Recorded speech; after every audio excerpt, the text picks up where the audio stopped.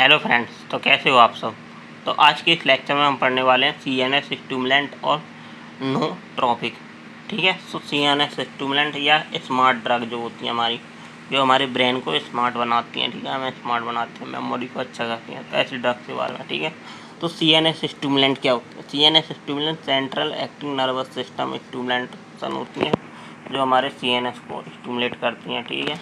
और इससे क्या होता है, हमारा बिहेवियर मैनिफेस्टेशन ऑन CNS, और उसका स्टिमुलेशन हो जाता है, और अलर्टनेस हो जाती है, और डिक्रीज ड्राउजीनेस घट जाती है हमारी, और लर्निंग और फटीग क्या हो जाती है, इंक्रीज हो जाती है। ठीक है। लर्निंग हम मतलब ज़्यादा सीखने के लिए तत्पर हो जाते हैं। और इससे क्या हो जाता है, न्यूरोनेस हो जाती है। न्यूरोनेस मतलब न्यूरॉन कम रिलीज होते हैं, और एंजाइटी और कन्वर्जन हो जाता है। मतलब इसका ज़्यादा यूज़ करने से हमें क्या हो जाती है, एंजाइटी और कन्वर्जन, मतलब सीजर वगैरह आने लगते हैं। ये इसके डिसएडवांटेज है। ठीक है। तो CNS डिफ्यूजन जो CNS को इन्फ्लुएंस करती है, उसके एक्शन को बढ़ाती हो। तो मोड ऑफ एक्शन क्या है, जब क्या होता है, जब हमें कब ज़रूरत होती है इनकी, तो CNS स्टिमुलेंट कब ज़रूरत होती है, जब इम्बैलेंस बिटवीन इनिबिटरी और एक्साइटेटरी न्यूरॉन में जब इम्बैलेंस हो जाता है, या process as the brain the hyper जो एक्साइटेबिलिटी हो जाती है न्यूरॉन में, जैसे हमारी पोटेंशिएट या एनहेंसमेंट ऑफ एक्साइटेटरी न्यूरोट्रांसमीटर क्या हो, कि या तो एक्साइटेटरी न्यूरोट्रांसमीटर ज़्यादा बढ़ने लगे, या इनिबिटरी न्यूरोट्रांसमीटर ज़्यादा बढ़ने लगे, तो जिससे क्या हो जाता है, हमारा ब्रेन क्या हो जाता है, डिप्रेस या कंफ्यूज हो जाता है। तब हम इन ड्रग का यूज़ करते हैं। ठीक है। सो ये हमारी ड्रग है, जैसे पोटेंशियल या एनहेंसमेंट ऑफ एक्साइटेटरी, इसमें एम्फेटामीन है। ठीक है। और एक होती है inhibit transmission of inhibitory. Inhibitory का ट्रांसमिशन को क्या कर देती है, इनिबिट कर देती है इनिबिटरी ड्रग को, जैसे स्ट्राइसिन है। और रिलीज कंट्रोल दी अपटेक इनिबिटर, जैसे प्रोकोटिन है। अब इसका क्लासिफिकेशन ऑफ CNS स्टिमुलेंट, तो एनालेप्टिक स्टिमुलेंट, साइकोमोटर स्टिमुलेंट, और मेथाइलेक्सिन स्टिमुलेंट। ठीक है। तो ये 3 टाइप के स्टिमुलेंट हैं। ठीक है। तो एनालेप्टिक स्टिमुलेंट में हमारी डॉक्साजीपाम और निकेतामिड है, और फिनाइटिन टेट्राजोल है, और पिक्रोटॉक्सिन है, और स्ट्राइसिन है। ठीक है। तो इनका एडवर्स इफेक्ट क्या होता है, एडवर्स इफेक्ट क्या है, कन्वर्जन और बैक चेक करवाते हैं। इनका मोड ऑफ एक्शन आप लिख ही सकते हैं कि ये क्या कर देते हैं, एक्साइटेटरी या इनिबिटरी एक्शन शो करते हैं। ठीक है। एक्साइटेटरी और इनिबिटरी से क्या करते हैं, इनको जो हमारे एक्साइटेटरी न्यूरोट्रांसमीटर हैं, जैसे गाबा वगैरह। ठीक है। तो इनको क्या कर देते हैं, इनिबिट कर देते हैं, या इनिबिटरी न्यूरोट्रांसमीटर जैसे गाबा है, और एक्साइटेटरी हमारा क्या है, सेरोटोनिन वगैरह। तो इसको क्या करेंगे, इनिबिट करेंगे। ठीक है।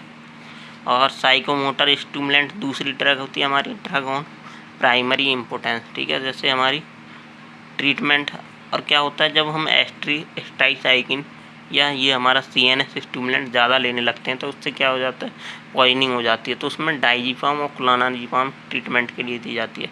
फिर आती है हमारी साइकोमोटर स्टिमुलेंट, मतलब हमारे जो माइंड को पूरी तरीके से स्टिमुलेट करती है। तो इसमें एम्फेटामीन है, और एम्फेटामीन है, और मेथाइल एम्फेटामीन है। ठीक है। तो ये हमारी साइक्लोमोटर एम्फेटामीन। ठीक है। अब एम्फेटामीन क्या होता है, तो एम्फेटामीन ये ड्रग है हमारी, जो क्या होती है, इसी कैटेगरी की होती है, किसकी, साइकोमोटर स्टिमुलेंट की। ठीक है। तो इसकी पूरी फार्माकोलॉजी क्या होगी, इसका mode of action, increase the concentration of excitatory neuron, inhibitory reuptake dopamine and 5-HT, inhibit कर देता है reuptake of dopamine and 5-HT serotonin का। ठीक है। और फार्माकोलॉजी क्या है इसका, ओरली ऑब्जर्व होता है, रैपिड डिस्ट्रीब्यूशन होता है, मेटाबोलाइज बाई लीवर के द्वारा जल्दी मेटाबोलाइज होता है, एक्सक्रीट यूरिन के थ्रू एक्साइट हो जाता है। बस यही सेम सब में फार्माकोलॉजी है। मोड ऑफ एक्शन तो इसका पता ही है, क्या कर देगा, एक्साइटेटरी न्यूरॉन की जो होगी उसकी कंसंट्रेशन को बढ़ा देगा, और जो हमारे इनिबिटरी न्यूरॉन है उसकी कंसंट्रेशन को कम कर देगा। ठीक है।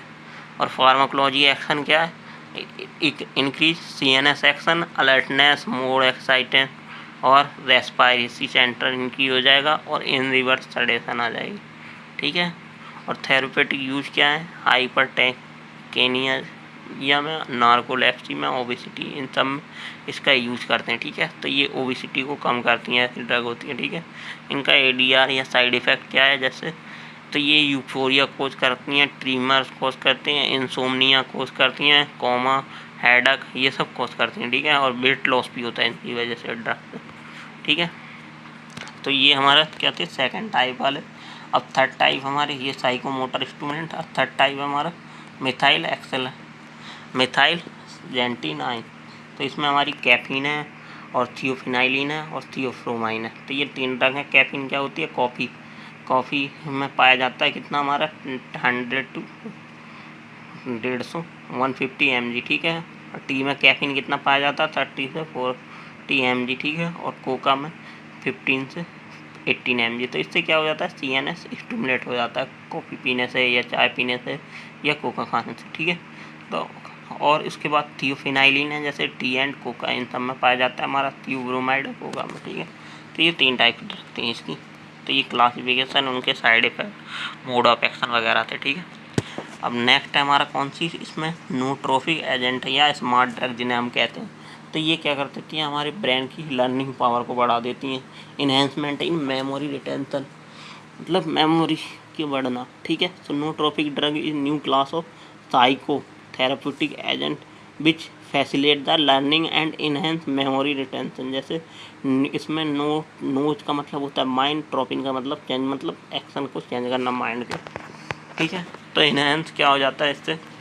Mental energy, increase motivation, learning ability enhance हो जाती है, ठीक है। यूज कहाँ होता है इनका ड्रग्स का? ये मतलब ऐसे सबको नहीं दी जाती। क्या होती है हमारी जो नोट्रोपिक ड्रग होती हैं उनमें दी जाती हैं जो मतलब जैसे भूलने की बीमारी हो या कन्फ्यूजन पैदा करती हो, तो उनको स्मार्ट बनाती है। ये बच्चों को में दी जाती है, ठीक है। जो बच्चे को पढ़ने का मन नहीं है तो उसको नोट्रोपिक ड्रग देते हैं ऐसे बच्चे को जो पढ़ने नहीं चाह रहा, तो उससे क्या होता है? उसको पढ़ने में मन लगता है, ठीक है। तो इन ओल्ड एज पेशेंट जैसे कंजेक्टिव डिक्लाइन डिसीज होती है तब हम इसको देते हैं, हाइपोक्सिया में, ट्रोमिया में, सीजर्स वगैरह में, ठीक है। जब हमारी सीजर्स की वजह से क्या हो जाती है? मेमोरी लॉस हो जाती है। और हाइपोग्लाइसेमिया में और अल्जाइमर डिसीज में, इन सब में इसको देते हैं, ठीक है। और इसके बाद इनमें ड्रग कौन कौन सी आती हैं?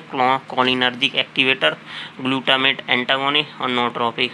3 टाइप की ड्रग हैं इसमें। कोलिनर्जिक एक्टिवेटर मतलब एसिटाइल कोलिन को ज़्यादा एक्टिवेट करती हैं, क्योंकि एसिटाइल कोलिन क्या होता है? हमारे मेमोरी को क्या करता है? बढ़ाता है। तो इसमें हमारी ट्राइकिन है, रिवास्टिगमिन है और डोनेपेंजिन है और गोडाट्रीमाइन है, ठीक है। तो ये ड्रग है हमारी। और ग्लूटामेट एंटागोनिस्ट हमारी मैनोटीन है। और नोट्रिप में हमारा पैरासीटाम है और पायरीथायोजिन और पेरीविडीन है और जेनिकोबिप्लोडीन है, ठीक है। तो ये ड्रग है हमारी किसकी? नोट्रोपिक की, ठीक है। और इसका फार्माकोलॉजिकल एक्शन क्या है?